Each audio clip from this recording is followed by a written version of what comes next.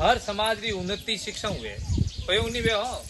आप देखो अपने हाचा पया पा कमाओ हाचा पयों को उन्नति नहीं भी करे शिक्षण हुए परिवर्तन शिक्षण आवे बदलाव आवे बच्चों ने ठा पड़े टूके कोई सरकारी बहुत सारी योजना अपन पता ही नहीं लगे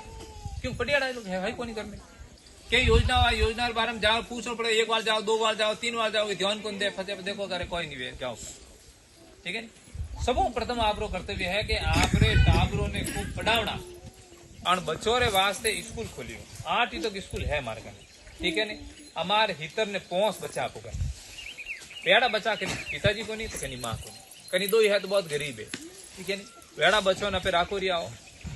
गौशाला है दूध पियान बच्चों लाई थी आज 350 गायो है